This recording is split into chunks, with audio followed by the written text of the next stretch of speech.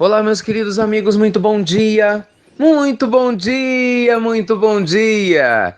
Sexta-feira, dia 31 de março, mais um mês se despedindo. Começando mais uma pílula do nosso amado Evangelho de hoje. E a pergunta que fica no ar, meus amigos, é exatamente essa, hein? A cada dia que passa, que fazeis de especial? Hum? Qual é o nosso olhar para a vida? Que tipo de olhar que nós estamos tendo para o mundo e para tudo que nos acontece? A esse respeito, de uma maneira maravilhosa, como sempre, nós encontraremos Jesus na narrativa de Marcos, lá no seu capítulo 10, no versículo 46, dizendo que Jesus tinha chegado em Jericó, né?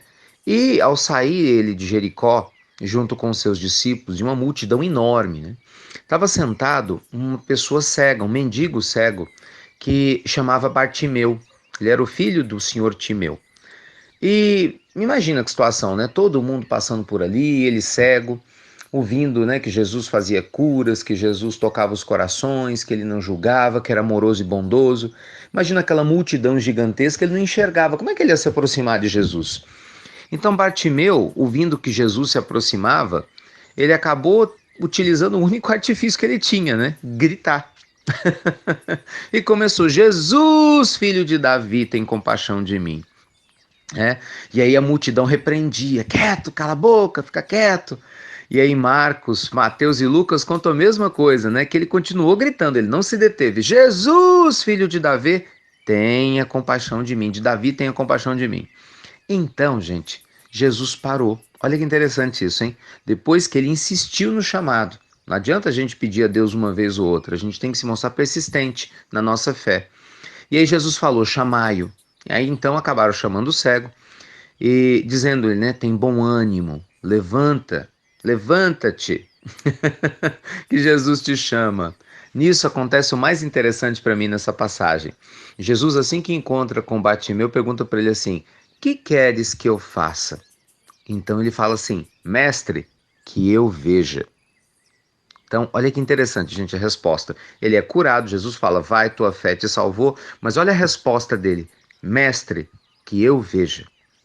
Jesus, quando pergunta para ele o que ele queria ver.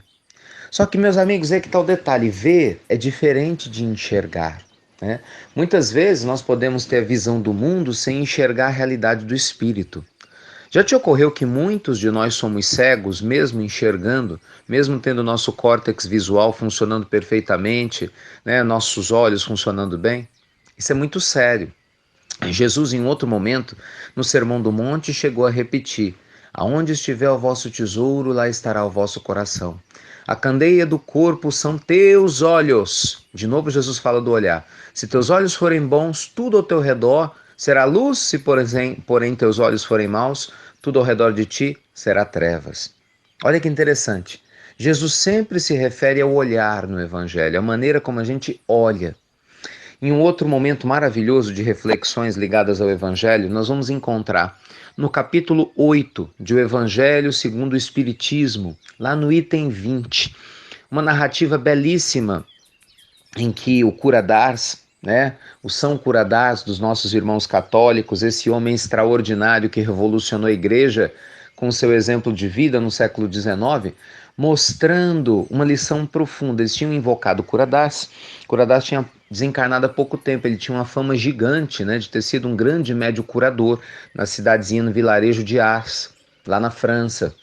E haviam, né, peregrinações enormes em busca do Cura d'Ars. Para vocês terem ideia, naquela época, tirando o Vaticano, Ars, que era um simples vilarejo, era o segundo ponto de maior peregrinação, né, católica que existia na Europa, por causa da capacidade de amor e de cura que o Cura d'Ars, que era o cura da cidade de Ars, possuía. Pois bem, ele em espírito é chamado para participar dessa codificação maravilhosa, e então havia dentre os presentes uma pessoa cega, não enxergava. E então ele questiona, está lá no Evangelho: por que me chamais? Por acaso queres que eu faça uma cura? Ora, eu nada faço de mim mesmo. Nada é possível se não for pela vontade de Deus. E ele fala: estão achando, né, ruim o problema que essa pessoa está cega? Que cegueira abençoada. Porque o problema não é ficar cego dos olhos, é estar cego da alma. E mais uma vez, nós temos uma referência à cegueira da alma. Meus amigos, nosso evangelho de hoje quer te convidar a se questionar sobre isso. Certamente a maioria dos que estão ouvindo a pílula do evangelho agora enxergam, fisicamente falando, né? Mas será que veem realmente o espírito? Esse é o detalhe. Será que enxergam no sentido espiritual da questão? Será que realmente você enxerga como a vida é linda para você, como Deus é presente na sua vida? Porque os nossos olhos nos enganam, né? Muitas vezes você vê a sensualidade do corpo, mas não enxerga o perigo que há em desrespeitar seu casamento, seus relacionamentos para seguir o corpo.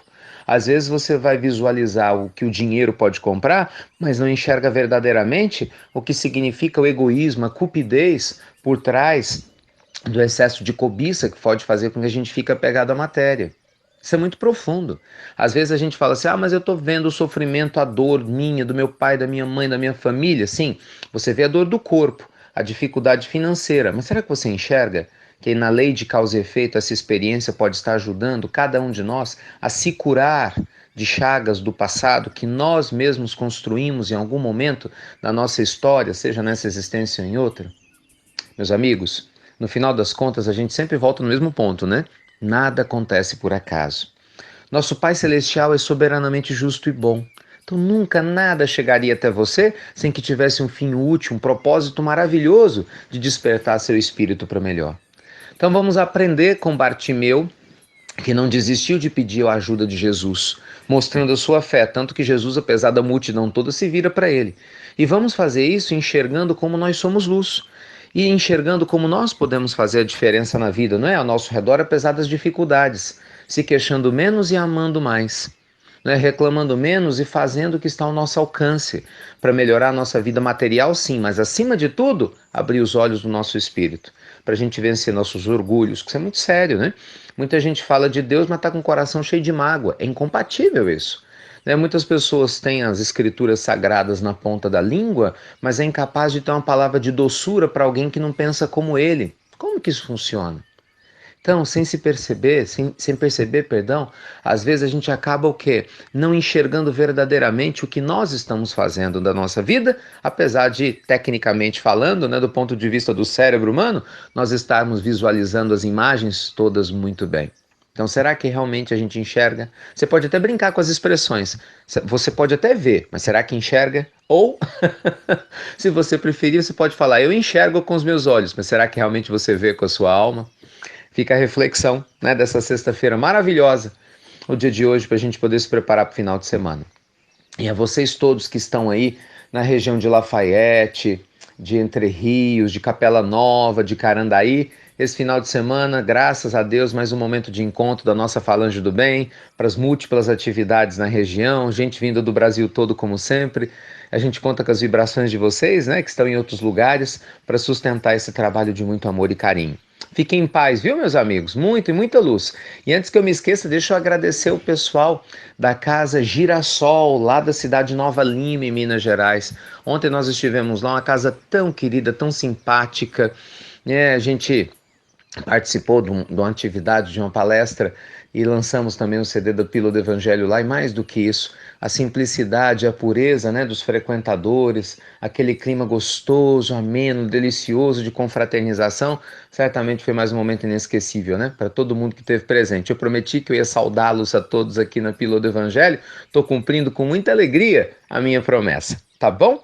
Fiquem com Deus, meus amigos. Luz e paz e esperança para todos nós e que realmente possamos enxergar com os olhos da alma como Deus é presente em nossas vidas. Até breve, meus queridos amigos. Até muito breve. E observem, hein? Muito obrigado. Estamos em 94 países. Observem aí a nossa contagem. Graças a você e a sua generosidade em compartilhar a pílula do Evangelho com as pessoas ao seu redor. Gratidão pura. Muito obrigado.